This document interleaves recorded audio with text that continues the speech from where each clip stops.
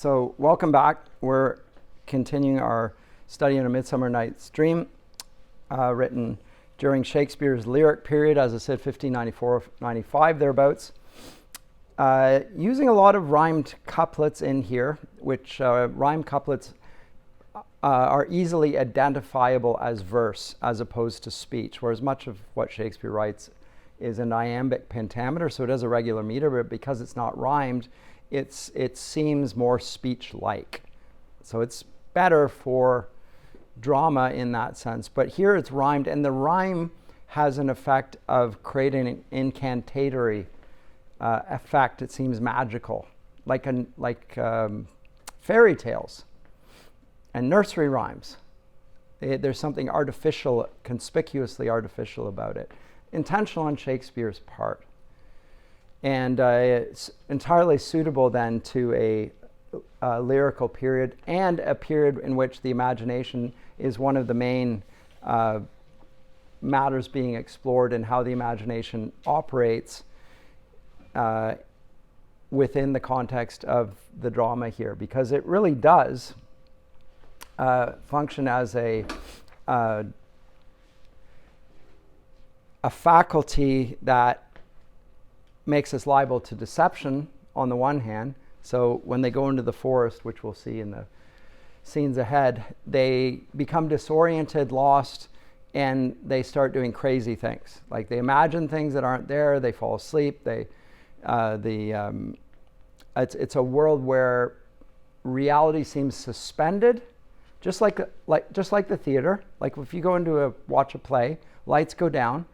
For whatever period of time you're watching the play, this is life. You're watching life on a stage in front of you. It's a microcosm of life that you've suspended temporarily.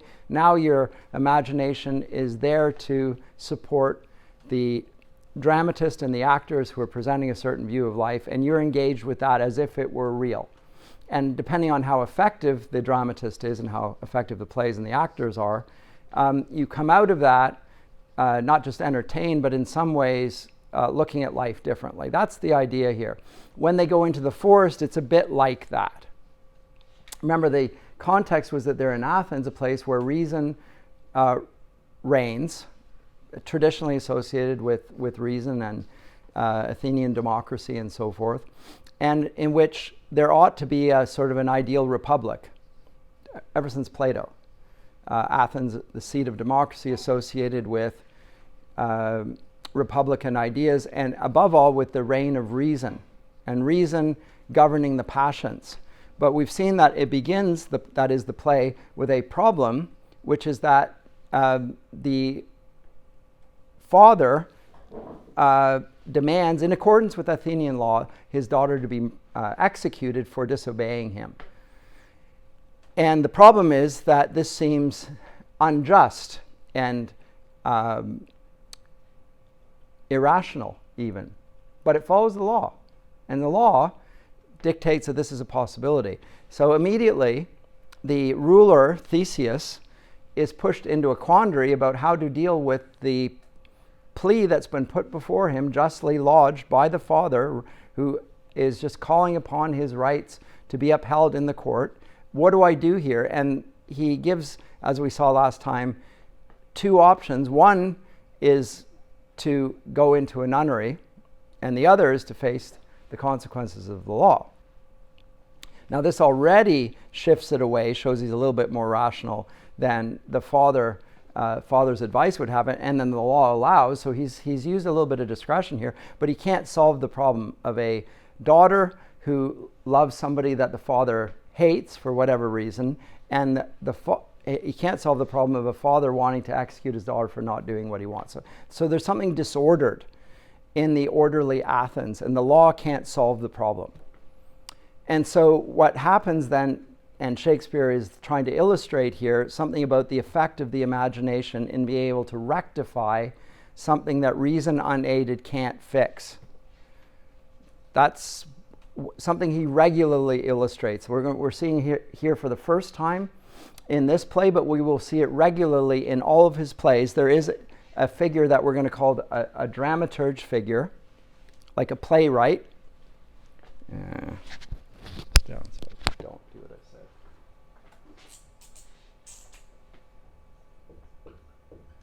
dramaturge figure, and the turge from the Greek orgos. Oops, that's not it. G is there, and the O is there. And it's just a work, the worker of the drama.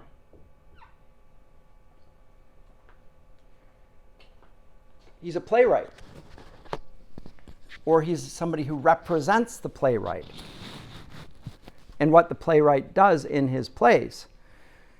He's the orchestrator of the actions.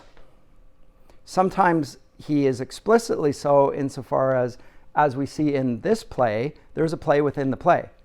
So we're watching Shakespeare, whose theater is a microcosm of life, and within the microcosm of life, we see a play being performed, which is a microcosm of the microcosm. So and what is being demonstrated in that, or what Shakespeare is encouraging us to do, is to think of the effect of theater, not just theater, but of education. It's making us conscious of the teacher, and thereby the teaching role of the dramatist and the teaching responsibility of the dramatist. And this is a topic that is, in the last few centuries, been almost totally ignored. That the entertainment industry, whether it's writers or cinematographers, you name it, have a responsibility to teach in accordance with goodness, truth, beauty, and justice. And they are to be held accountable for that. And that's because in the 19th century, there was a move which began in the Romantic movement about art being a matter of self-expression. And art being something for art is only for art's sake. So beauty is for the sake of beauty and nothing else. So it's just for delight. It's just for entertainment. It's just to appeal to your passions. But it has nothing to do with moral education, with education at all. It's just there to delight you, but it's not there to teach you. That is an outlier in the Western tradition. In fact, there is no Western tradition that holds to this before us. It's just not there. It is the traditional position which Shakespeare represents, but it's there even in the classical era, is that the poets are there to teach and to delight. Those two things. Always. And in fact, it's impossible not to teach. You're teaching something, and that's because the people that you're presenting your plays to want to learn. It's part of their human nature. Aristotle says that people by nature love to learn and to imitate. They love to imitate. They love to learn. That's why little children imitate their parents, every action. You know, even the way that you stand, the intonation of your voice, the things you say, they repeat what you've said to them, but everything about you, like really strange mannerisms. You didn't think that, you think you're being mocked almost. It's not mockery. I mean, it could be. When they get older, they'll start doing it and everyone will laugh because they're striking a pose and they're self-conscious enough to be aware that they're doing that, and that's a different stage of development. But early on, they're just imitating the person who they adore, who happens to be in their vicinity, and just doing but all human beings do this, that says Aristotle, and I think they're correct. He's correct. I don't think there's any disputing of it. Every parent will see that, and everyone who's been a child will know that that's what they did too, to this day. So there's an educational role for the poet, and Shakespeare, in line with Renaissance dramatists, recognizes the moral responsibility of the artist. And so in his plays, he is going to regularly show that there is a figure who I'm calling the technical term a dramaturge figure, who is going to bring about a morally responsible outcome to a chaotic situation and will resolve it. And he's going to resolve it one of two ways. In the comedies, it resolves with a marriage. So everything that we call a comedy happens to be funny, but that's only one feature of it. The other feature, which I think is it's Christian, the influence of Christianity on the form of the comedy, is that it resolves in a marriage. And why a marriage? Because it's an anticipation of Christian eschatology, where the conclusion of all things is a marriage scene between the bride and the bridegroom, between Jesus Christ and his people, right? And that's the comedy. And so Dante, who writes a very unfunny work, an epic called the Divine Comedy, there's very little humor in it. It's still called the Commedia. Why? Because it ends with a unifying vision there. So that's the Christianization of the comedy, but Shakespeare fuses the Christian and the classical here. Likewise, when we come to the tragedies, which we'll look at tragedies in the second half of the course, there's a resolution to the conflict here as well. It's just a different sort of resolution. It's one of that the malefactors are killed, punished. It's like they're very tight endings. They almost never unresolved in any way. Not very much lifelike. As you know, in your own life, it rarely ends with what we would call poetic justice, where everyone gets what they deserve. That's not life. It is life in the eschatological sense, because one day God will come to judge and everyone will get what they deserved at that point. There's nothing that God has not seen and nothing that he will not bring to light, and there will be a rectification. But in our life, we don't see that tight resolution. Well, the dramatist can show it though, and he does.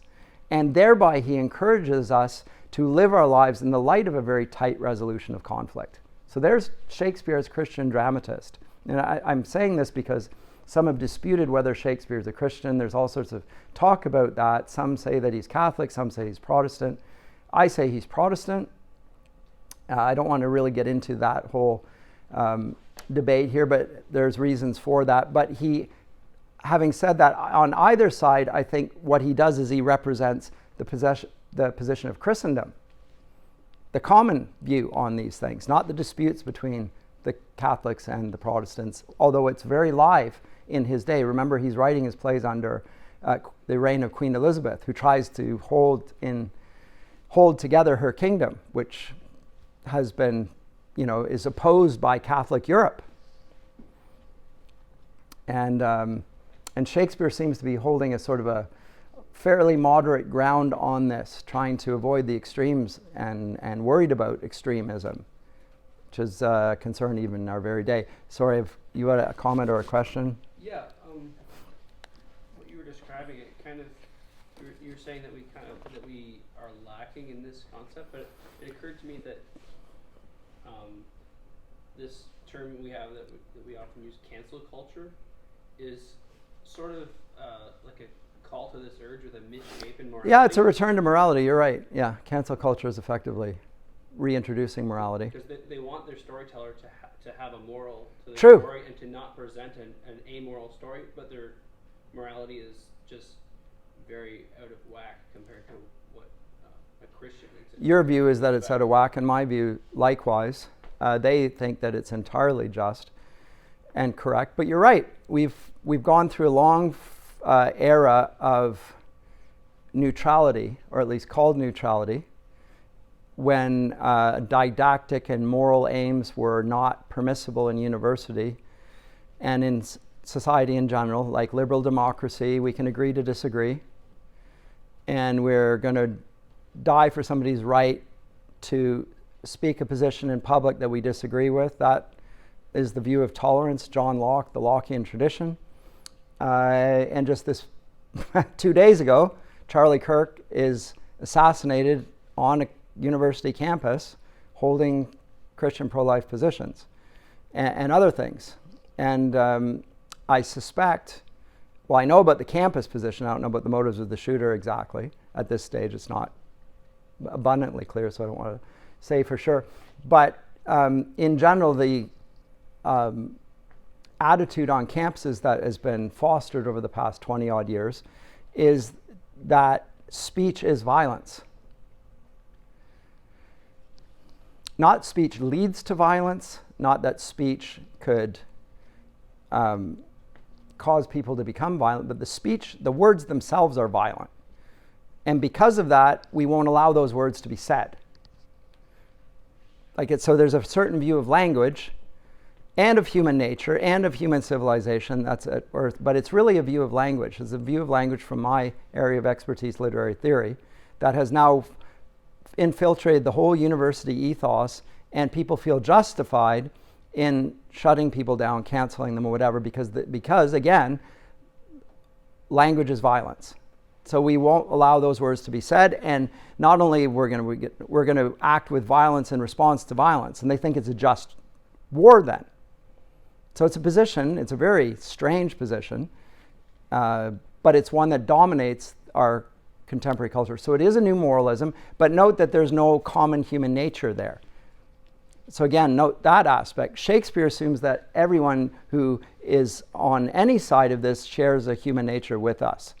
The good guys and the bad guys. That's a requirement for his theater to take place. It's a requirement for any civilized culture to take place, is that everybody who is human bears the image of God. And it doesn't matter what they say. Or even what they do, they still bear human nature, actually. But that's not the view now. You are effectively subhuman if you say certain things, and you can be treated accordingly. Be killed like a farmyard animal and slaughtered in public, and without any qualms, with people cheering you on, with people saying, you deserved it.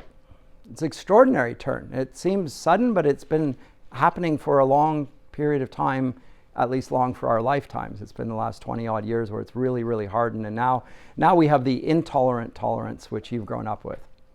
So when we mean tolerance, we mean you must not say that, or we'll deplatform you, we'll come after you, or even now we'll kill you. Yeah, so that's very different, but that's not moral. That has the appearance of morality, but note that it doesn't have a commonality with it. It's going to say morality is the rationale. We're going to do it because it's just, but they deny the commonality between them and their victim. So it's now created two classes of human beings, or rather, there's one class of human beings, and then there are those that say things we don't want to say. So again, it's an attack on human nature, which I've been talking about for decades. A consequence of literary theory is to deny the humanity of people we disagree with.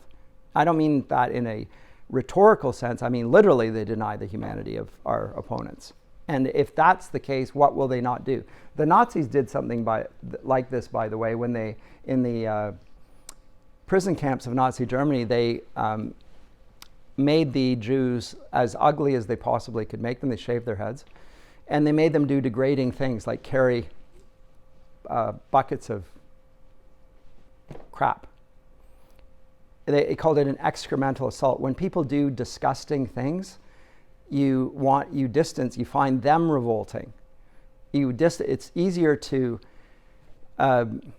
do terrible things to them when you regard them as subhuman. And you regard people that do dirty tasks as subhuman, in the sense that, oh, I don't want that. No, of course you're doing that because you're and so you can then start using abusive language, etc. Same process that's going on here, but at a more, I would say, at a more advanced, in a more advanced way. Anyway, I don't want to get off. We can talk about this till the cows come home, because it's a really big topic, but it's off topic here. What is on topic is that the poet or the dramatist is a moral figure and needs, in order to do his duty as a dramatist in a Christian world, needs to acknowledge the truth that God has once revealed to the saints. And that is that God is just and will bring about a just order, despite chaos, despite sin.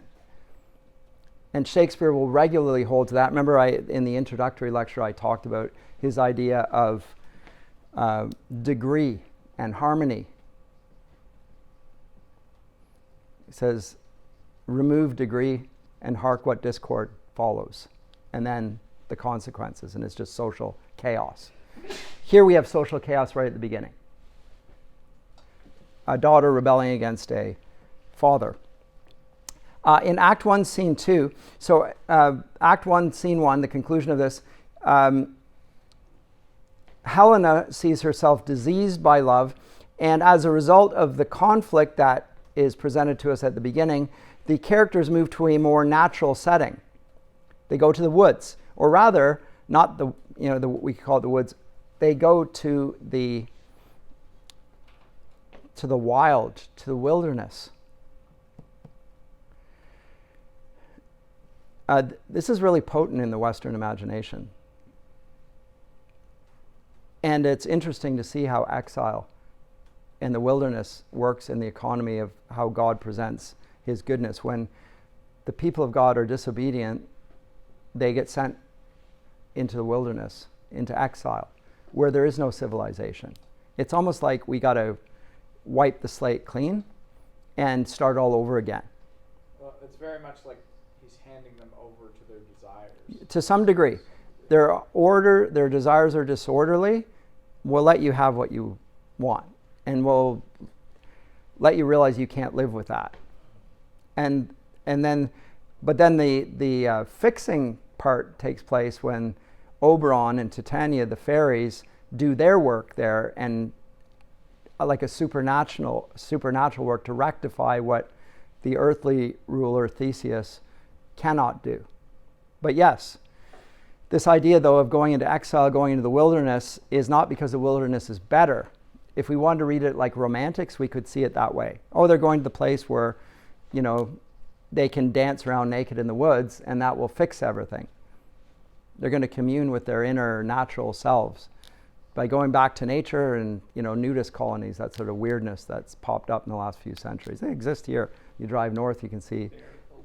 Okay, Bear Oaks. Okay, I don't want to give them free advertising, but there's the adult communities, which means people run around. Yeah, don't go there. If you're wondering, adult community, that's nice. No, you don't want to go there. That's what's going on there. People going back to nature. That's not what's going on here. They're going to a place where there's no civilization. It's a dangerous place. In Shakespeare's day, but even in the ancient world, to be sent away from civilization was to go to a place where the law would not protect you, and anyone could take your life, your money, your life, whatever. That's where Robin Hood does his deeds, right? He jumps on them when they're away from the city, robs them, takes it, restores it. Same sort of thing going on here in that sense. So there's a theme of exile, and then there will be a theme of return, but the return will only happen after the fairy king and fairy queen have done their work. And so they'll return in a better state than they were at the beginning of the play. So there's a sort of a trajectory here in the play. Now in Act 1, Scene 2, we get introduced for the first time to the common characters. I talked about the levels of lovers there. For the first time, we've already had Theseus and Hippolyta, so the king and the queen. We had the common lovers. Now we are introduced for the first time to the common characters, and this is where it gets rather funny. Oh, let's see if I can get over here. I'm not even sure if I can. This is not going to work. I'm just going to have to go with my own text here in front of me, because I'm going to yank this off, and I don't want to do that.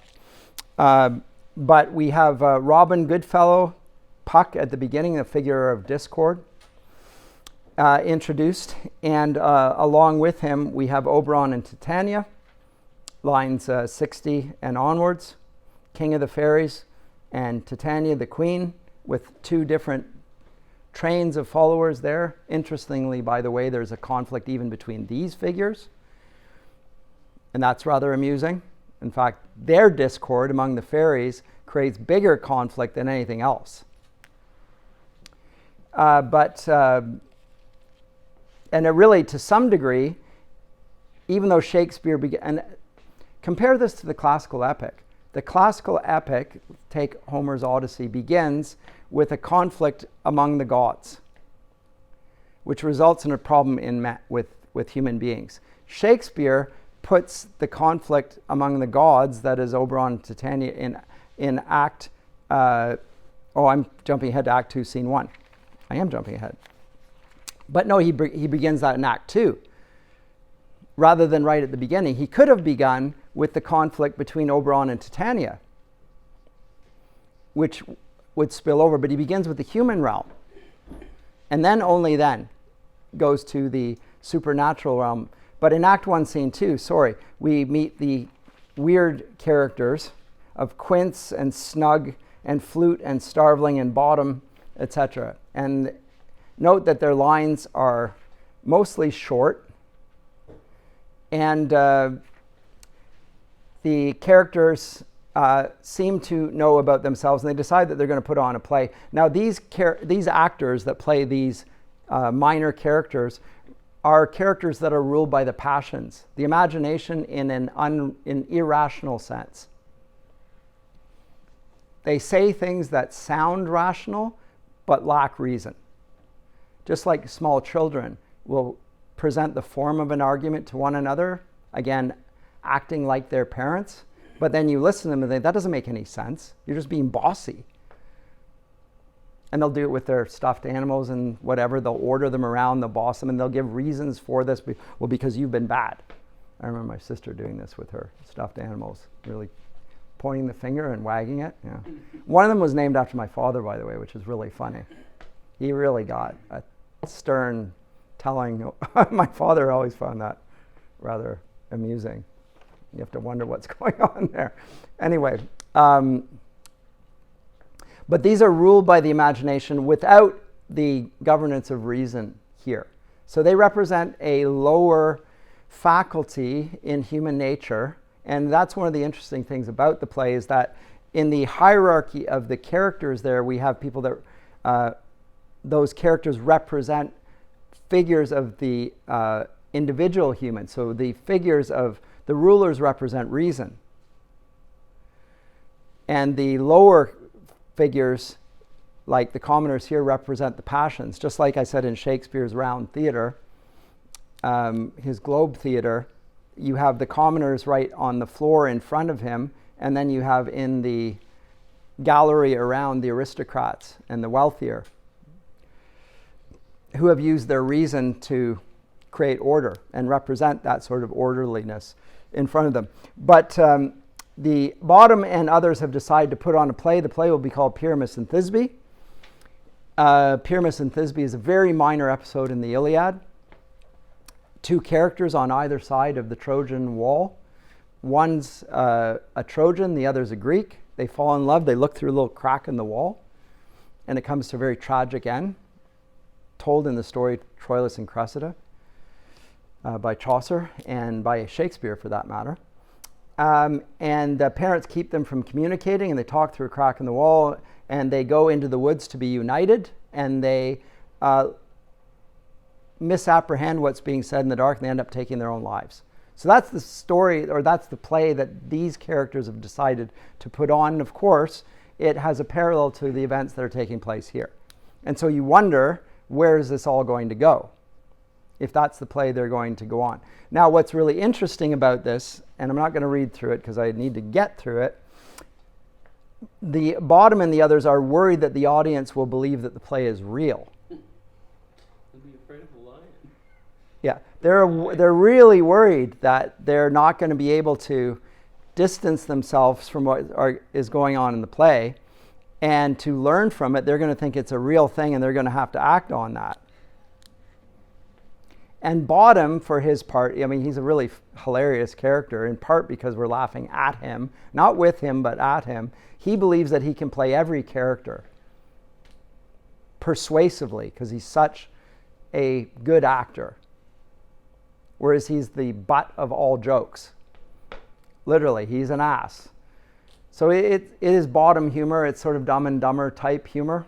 There's a lot of body humor from the common people, if they represent the body, the passions, that's entirely suitable.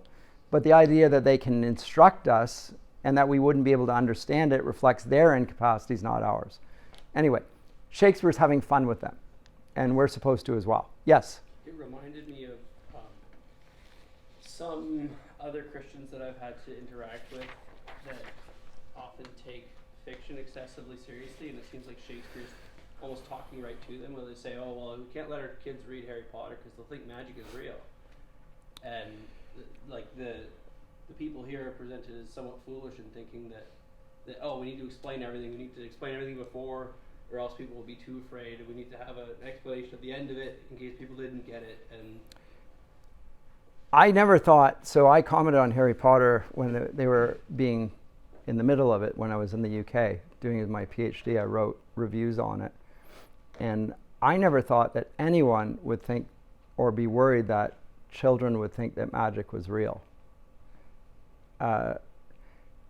My concern was as the books developed that it became darker and darker, and it started involving other things like the murder of the mother that somehow was connected to the son, and there was some strange, and that her giving up her life preserved her son's life, and there was some weird sort of theological, spiritual implications there. But the actual magic, it's sort of neither here nor there, other than it gets them thinking about wizards and such things.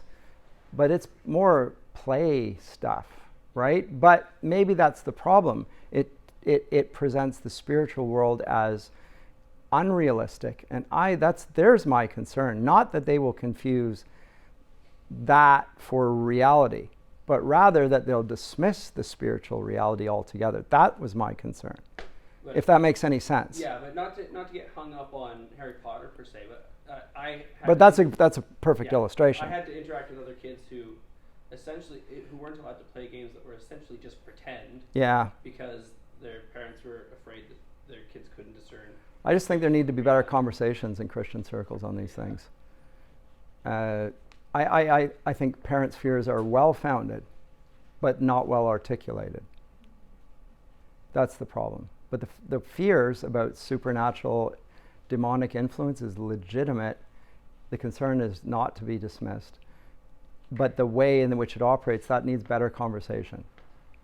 Because there is something legitimate about their concerns. But it's not, if they watch this, they're going to become whatever. That's naive and silly. Yeah, and I think often right? Jump straight to forbidding it, and that just makes it even more interesting later down the line. Yeah, I kept it from my kids for a long time. Did it work? Well, you don't know what I was trying to do with it. It did work. It worked with the way I intended it to do. So when we came to talk about it, but it wasn't the first thing I wanted them to read. I introduced them to better books. So the way you keep out bad books is through good books. You don't do it by forbidding bad books. That just creates an appetite for the bad. You think, what is it about this? And then they look at it and say, well, actually, it's not that bad. I don't know what's wrong with you. You're not a very trustworthy guide on this. So I introduced them to good books first, and then we came to Harry Potter and say, well, it's not a very good book, you know. Why? Well, but they'll say, but I like it. And I say, well, you like it because it's been put into film, and the films are funny. And you like the actors because the actors are good, and it's got the music and everything. It's visually appealing and so forth. You like that. But as a story, is it a better story? No, it's a dumb story. Harry, there's something about Harry. He doesn't know what it is. He's an orphan. You know, the old orphan motif. And you know what's going to happen. Harry's going to win every time. But how, it's implausible. As a plot, it's the same structure. They're a year older. They're a little bit more, but they're not well written. They go on far too long. They're not, Anyway, it needs an editor. As she goes on, they get longer and longer and longer and more meandering and, chaotic. So that's my objection. They're not great books, but not. And the way I do that though is give them good books and then say, well, but compare these two. Isn't that better? Well, yeah, you're right. That's the way you do it. Invitation to goodness rather than the forbidden of badness, because they can't even understand why bad is bad, but you do it by acquaintance with the good. That's how you do it then. No? I think. Taste and see that the Lord is good. Right? This is the reason we do that. We don't forbid that. We present this. And then when you've presented the goodness of that, then you can introduce the stuff that, well, this is out there, and why is this compared to that not nearly as good, not nearly as satisfying? Then you have really adult conversations with them, but you can't have that at first blush. Yeah. Yes. That's what I do with church history.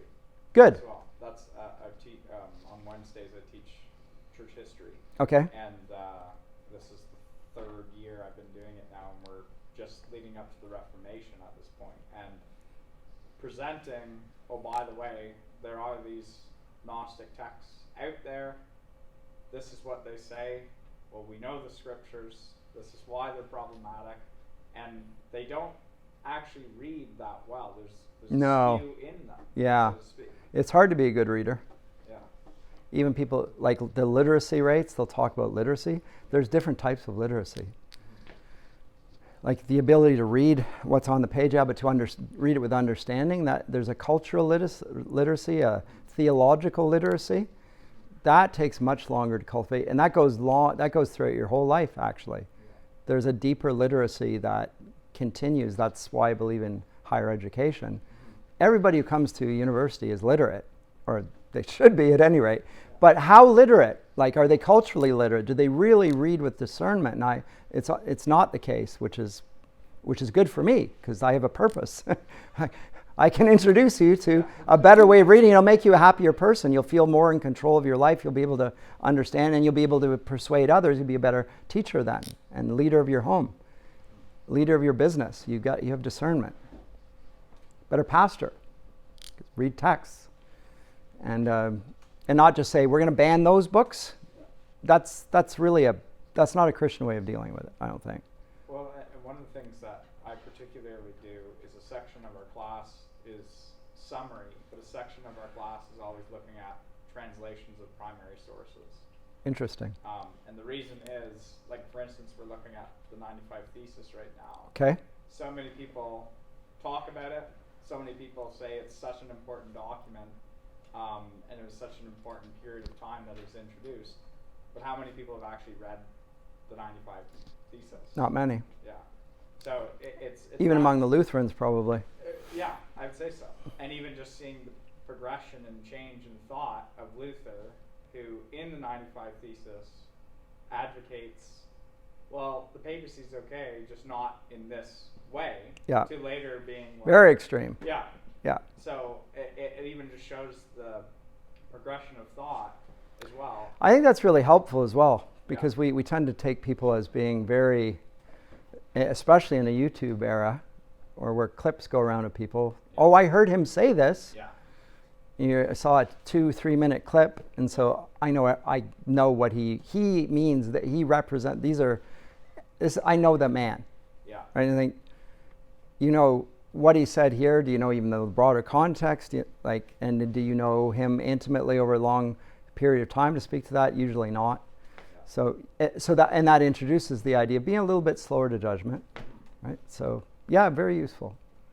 Yeah, thanks. So Act 2, Scene 1, we do have the fairies come in. The fairies are figures of fantasy. They're part of English folklore. So Oberon and Titania, Keats refers to this in the Ode to a Nightingale, the fairy queen. And they are working in the romance genre, effectively the supernatural realm. Tolkien, in his 20th century work on fairy stories, is at pains to debunk the idea that fairies are like Tinkerbell, little sprites, harmless. Those exist in the English literary folklore tradition, but by and large, fairies are potentially terrifying supernatural beings, often much larger. And so the elves, think more like the elves in The Lord of the Rings. They are potent figures. And I think that's how we should see Oberon and Titania here. They're not, little pixies. They're larger than that.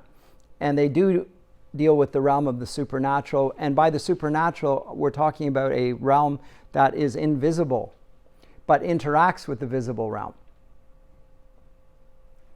And they have the equivalent of superpowers. They can even control thoughts. And what the fairy realm, Act 2, Scene 1, does is it transports the audience's focus to a larger perspective, even beyond Athens and the problems within Athens, and they're capable of presenting that, so they see things happening all over the world in an instant. So it really is godlike power that they possess. And Puck, whom we are introduced to in Act 2, Scene 1. I even can come down there. Puck is the factotum go-between between Oberon. Oh, I'm not even going to get that. It's just so annoying. Between Oberon and his commands and his duty. So he is there to do what Oberon commands. And Puck introduces the idea of a changeling myth. And reminds us or tells us that Titania had snatched a baby away from its mother's cradle. This is part of English folklore, and there are movies to this day. The changeling, the fairies come and they steal babies and take them and they bring them up as their own. You see this in English folklore, nursery rhymes, and so forth. And for some reason, Oberon wants the baby. Why either of them wants a baby is not clear. But that the fairies do this and have done this, that's just part of the plot line here. And the reason why Oberon wants that baby is not clear. And why she won't give him up, not clear. But it is the central conflict between them. To add to the complexity, Oberon has fallen in love with Hippolyta, the queen of the Amazons. And Titania, for her part, has fallen in love with Theseus, the head of Athens. So we got the two fairy lovers, the two human, and we have fairies in love with their opposites. So there's all sorts of, as it were, star-crossed lovers here. Not just Romeo and Juliet, but all different sorts of levels of distorted loves. And between the two of them, there's jealousy. So Oberon is jealous of Theseus because Titania is in love with him. Titania is jealous because of Hippolyta because Oberon's in love with her. So jealousy is the motive that a love that's no longer really thinking about love per se, but is a distortion of love.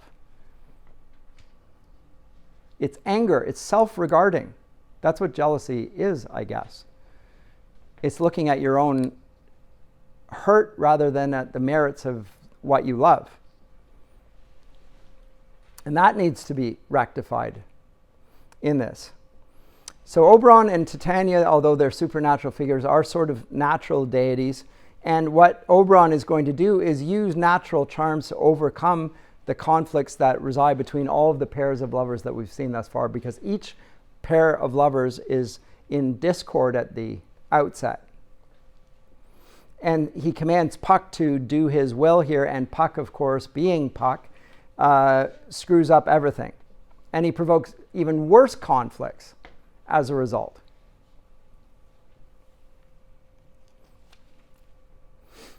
And we can see even Oberon himself is not by any means a perfect figure, because although he has the power to create rational love between characters, and he could just fix it himself, he uses that power to degrade Titania, his wife, to make her love the first thing she sees, and the first thing that she sees is Bottom, wearing an ass's head, and she's kissing his ass. Lots of that sort of language going on, right? And he is finding this extremely amusing. Hardly the sort of thing you would want a good husband to do to his wife, to degrade her. But that's him. So even he, although he's the king of the fairies and represents the dramaturge figures of fall, his desires are fallen and perverted, and they're going to be fixed. So that transformation of desires towards their right object and right expression is going to be the subject of the entire play. So it's about healing love, through the imagination. Yeah. I was going to say, even just the social structure on, as we talked about like first class, like kind of the magisterial and then the nobles and then the commoners underneath, you have literally the queen of the fairies with the kind of the average commoner, so to speak.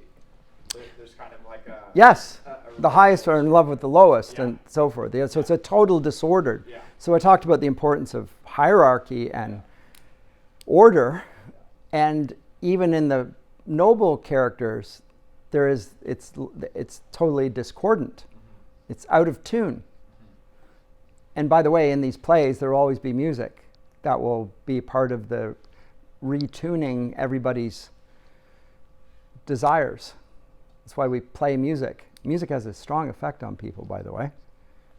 If you play raging music, discordant, it makes you feel chaotic and angry. And you may like that, but it's probably not good for you. It's not going to make you a happier individual. It will be happy in the sense that you really want to rage. And this music is making you, but you're indulging yourself and not helping yourself in that moment. I grew up loving heavy metal, so you might find that extraordinary, but never mind. Yeah. Yeah. I can resonate. Can you? Okay. Lots of, like, kids when they're in their adolescence, like teenage, there's a lot of strong feelings going on. The music really plays on that, right? It's not good, but you like it for that reason. You resonate with that sense of disruption and anger at the brokenness of the world, the hypocrisy, all that. So the music allows you to vent that. Anyway, what's the purpose of music, the function of music in helping people grow to adulthood? There's a good question. Does it matter? The answer to that, by the way, has been very unequivocal from the very beginning. Plato says that if you want to change a country, you change its music in his laws.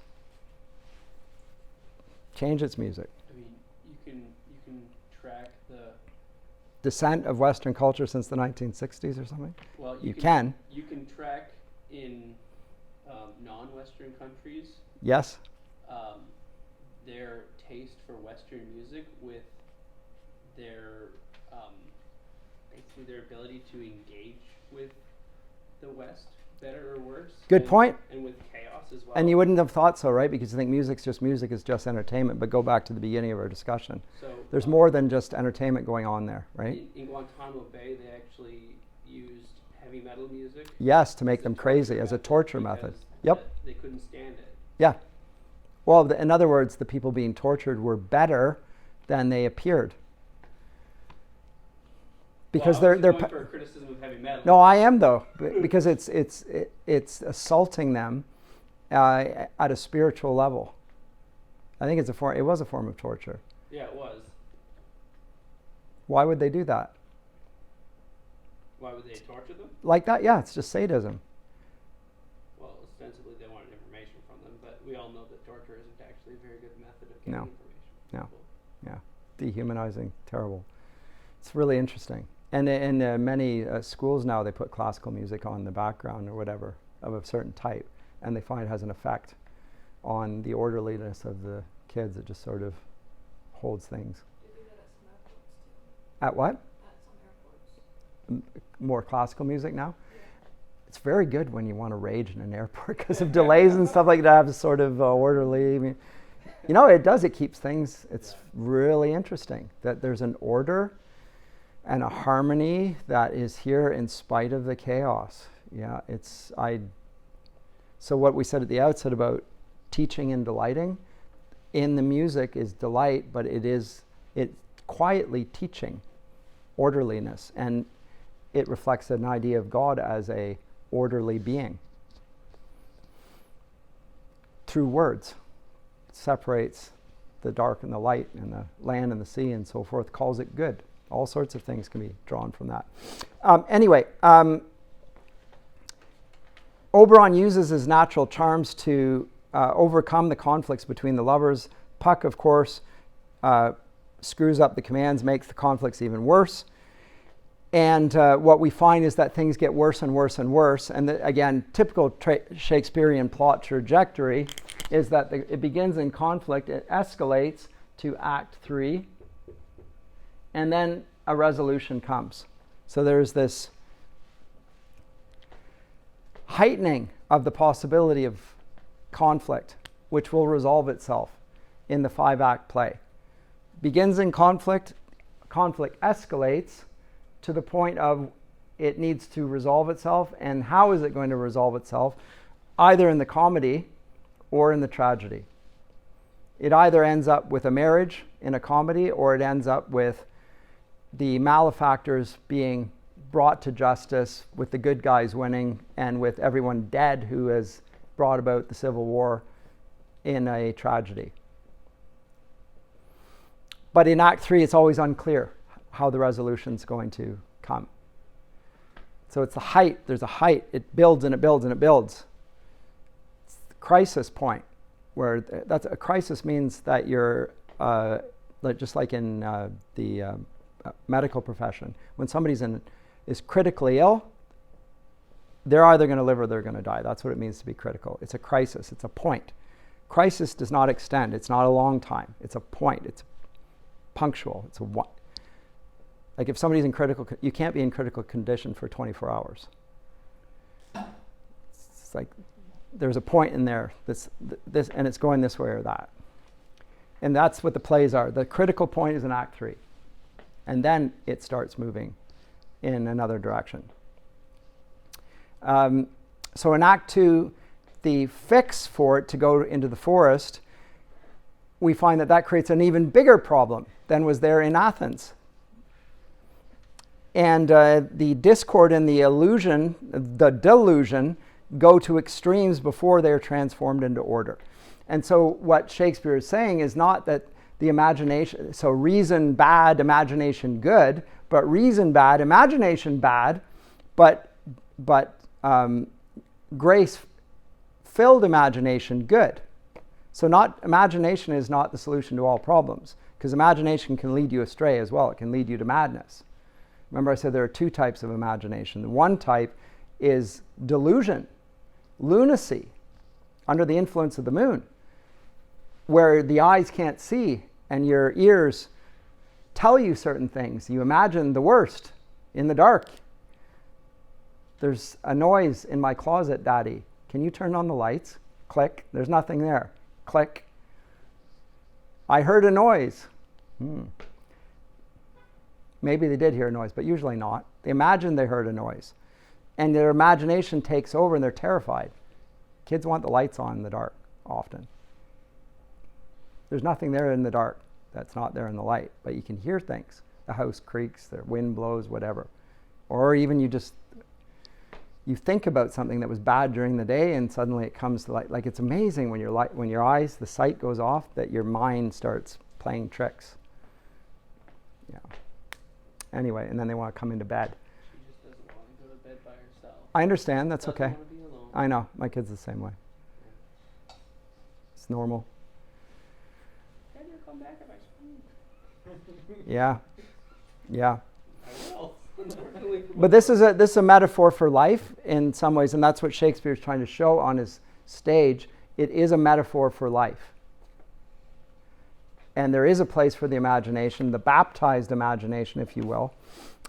And so the effect of Oberon and Titania in the plot trajectory of the whole play, in the nocturnal setting of the forest, becomes one of delusion where reason doesn't function normally. And normally reason is what you want to lead you in everything.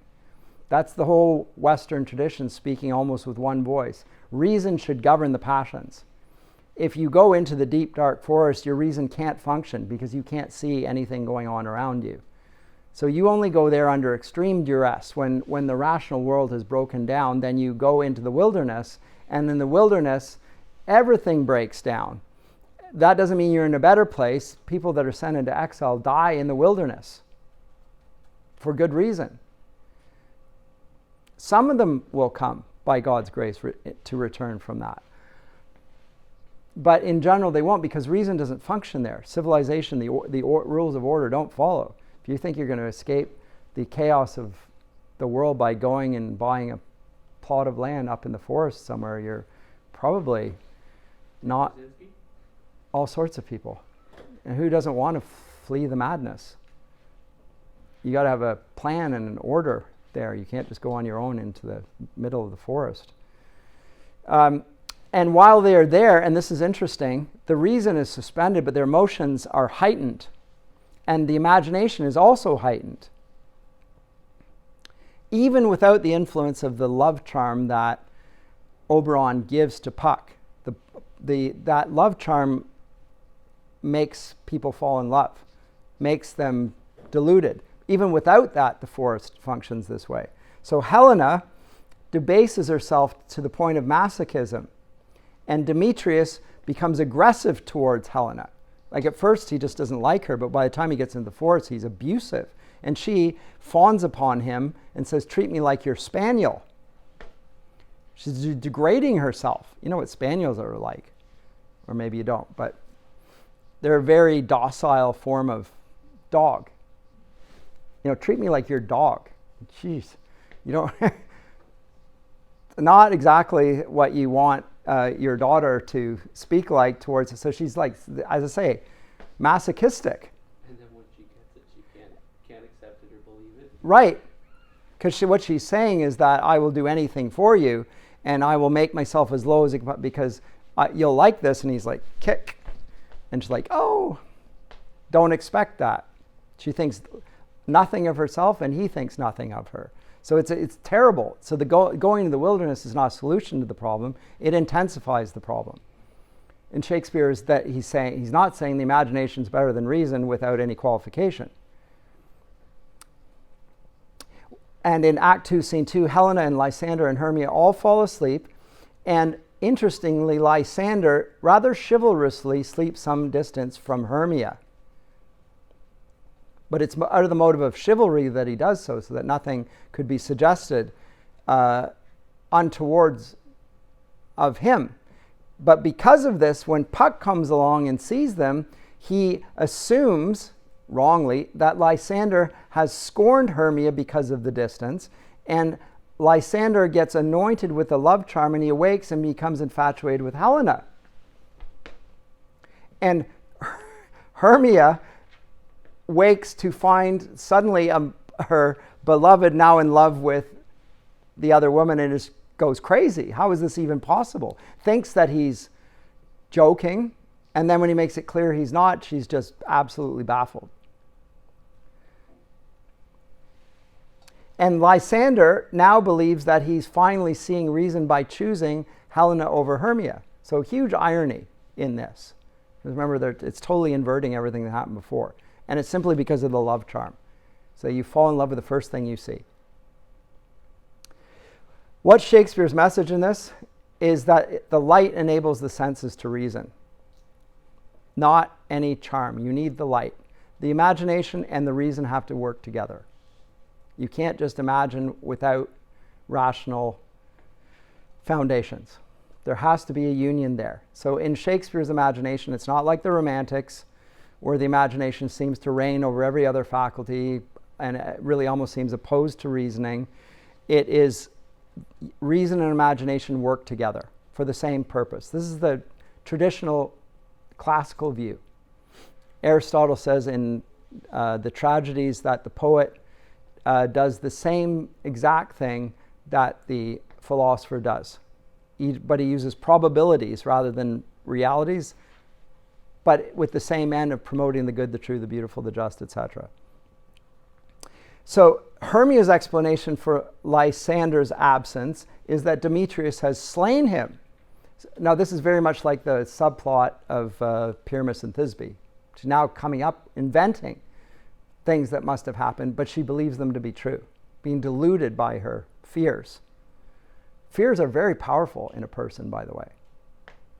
They're so powerful that it's very hard to persuade people who are motivated by fear that what they fear is not true. In fact, it's almost impossible. In fact, I don't think you can do it. I don't think you can do it. You can't. Reason does not solve this problem. You have to give a better good in its place. Were you going to say that? I was going to just say, like, the advocacy of fearing God and not Yes. the world. Yes. It's not, don't fear this, it's fear God instead of this. But the fear of God is a different sort of fear. It's Yeah. a fear of a God who loves you this extensively. So it's a fear, yes, but it has love behind the fear. Yeah. And the love is is greater than the fear in some ways. So that's Yeah. what changes everything. Yeah. Yeah. Yeah. But I think how the scriptures lay it out is kind of like what you said. You can't remove it, but you have to replace it. Replace it. You Yeah. cast it out. Yeah. Which is what I was saying about the Harry Potter. You can forbid it for a time, but I think you then eventually do introduce it. And now you can say, yes, but here's the better thing, and it can help you. You can still appreciate Harry Potter then, but you really put it in its place. If you merely forbid the knowledge, you end up with a Voldemort type. You do, yeah. That is what. It's a bad view of education. Yeah, I mean, the parents want the right thing. They fear things justly, but they are coming about it the wrong way. Yeah. Anyway, so I'm going to break here in a second, but let me move on a little bit here. So, as I say, Hermia believes that Demetrius has slain Lysander, and there's a buildup of deception and conflict and threatened violence, which very much mirrors the Pyramus and Thisbe story that we began with in Act 1, Scene 2. So, and because that was introduced earlier, the audience will immediately think, uh-oh, Pyramus and Thisbe part 2. It's going to happen again here. The lovers are going to take their own lives while they go into the wilderness. And tragedy beckons. As I say, Act 1 down here, Act 2 here, we're moving towards Act 3 where it is intensifying. And Oberon and Puck, once Oberon realizes what Puck has done, try to correct their mistake, and they give Demetrius the love charm, and now he falls in love with Helena. Now, let me say something about Shakespeare's technique as a dramatist here. We'll call it discrepant awareness, which means that the actors are aware on a different level than the audience is. The audience knows more than the actors. We call this discrepant awareness. The audience sees what's going on, the characters don't. And not only do the characters not see what the audience sees, so we have the benefit, this is the benefit of education, you can watch characters less knowledgeable than us, and we take delight in that. We're learning something here. We could be like them because we've made those, but we're not here. We're ahead of them, we're above them. We're becoming educated in the process, so there's something gratifying about that, and we can laugh at them in their silliness. They're a bit like us when we were younger. We did silly things as well. But the feelings of the characters are even disguised from themselves, by the way. They don't even understand their own motivations for things. That's how discrepant the awareness is. We are aware of how wrong they are, but they don't even see the true nature of their own feelings on stage here. So Demetrius goes from being infatuated with Hermia to being infatuated with Helena. And Helena, for her part, now doubts herself on a level that's completely uncontrollable. And she goes to the point where now she doesn't think that either of them love her.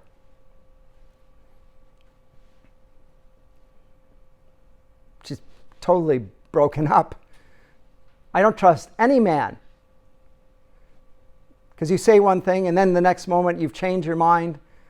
And now you say it and I don't believe you because I've been there, you pulled the carpet out from under my feet a moment ago and now you say it again. And if I believe you, I trust you and you're going to disappoint me and again. So I don't believe a word you say. You're just trying, both of you have decided you're going to make fun of me and treat me badly and whatever.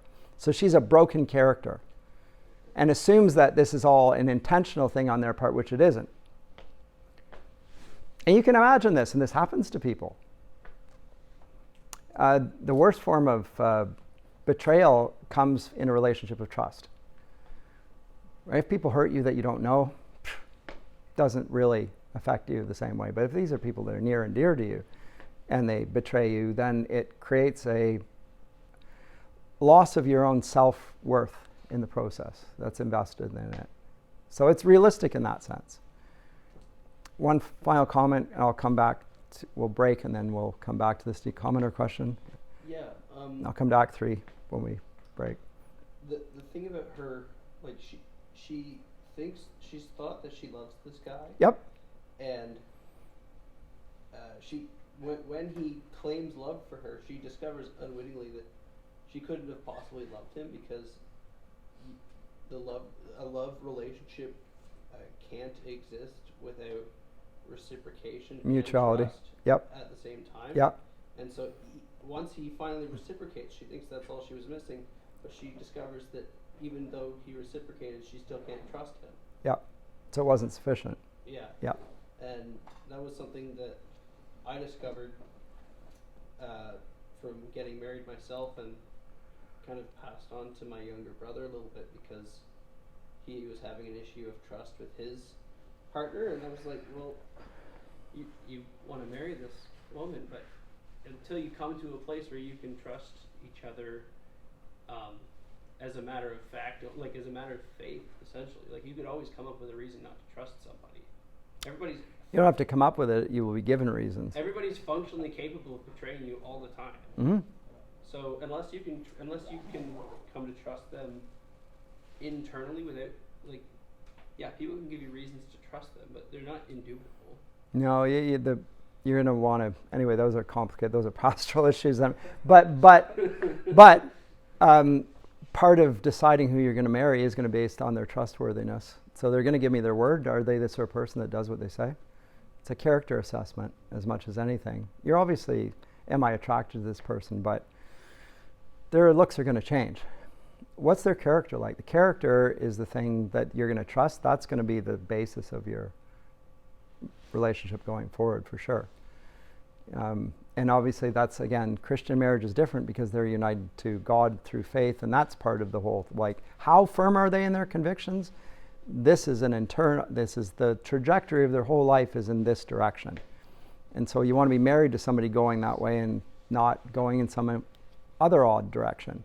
And then is that reflected in their own character? Are they trustworthy? Do they give their word and they keep it? And are they that sort of person? You got to assess those sorts of things. That takes time to figure out, but and non-Christians often see our commitment to God as a conflict of interest in a marriage relationship. Yeah, to some degree. God's greater than me? Like, what's wrong with you? And they don't realize that it's the ground for all the others. The more able they are to be faithful to somebody who they essentially all the time can't hear them, can't see them, and won't face the consequences until the end of their life. If they're able to be faithful to that person, they'll be able to be they are more likely to be able to be faithful to you in their day at work and in their weekend trip. And now you want to know why God hates divorce.